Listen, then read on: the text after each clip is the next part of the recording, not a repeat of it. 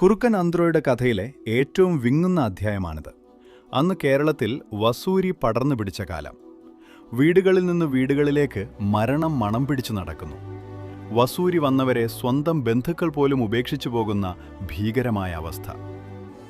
നാട്ടിലെ ഒരു വലിയ ധനികന്റെ വീട്ടിൽ മോഷണത്തിനായി അന്ത്രോ എത്തിയതായിരുന്നു.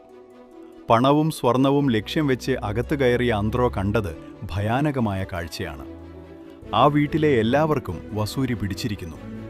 മരുന്നോ ഭക്ഷണമോ നൽകാൻ ആരുമില്ലാതെ മരണത്തെ കാത്ത് ശ്വാസം വലിക്കുന്ന ഒരു കുടുംബം. കക്കാൻ വന്ന അന്ത്രോ അവിടെ സ്വർണമല്ല കണ്ടത്, മനുഷ്യരുടെ നിസ്സഹായാവസ്ഥയാണ്. പകർച്ചവ്യാധിയെ പേടിച്ച് എല്ലാവരും ഓടി ഒളിച്ചപ്പോൾ അന്ത്രോ അവിടെ നിന്നു. തൻ്റെ കയ്യിലുണ്ടായിരുന്ന പണമെടുത്ത് അവൻ അവർക്ക് വേണ്ട മരുന്നും ഭക്ഷണവും എത്തിച്ചു. രോഗം ബാധിച്ച ആ കുഞ്ഞിനെ സ്വന്തം കൈകളിൽ കോരിയെടുത്ത് അവൻ പരിചരിച്ചു.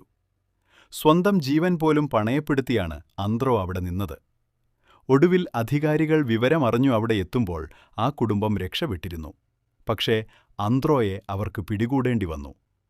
താൻ മോഷ്ടിച്ച മുതലുകളെല്ലാം അവൻ ആ പാവപ്പെട്ടവരുടെ ചികിത്സയ്ക്കായി ചിലവാക്കിയിരുന്നു.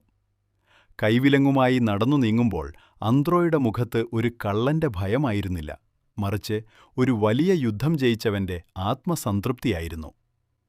കുറുക്കൻ അന്ത്രോ അങ്ങനെ ജയിലിലായി.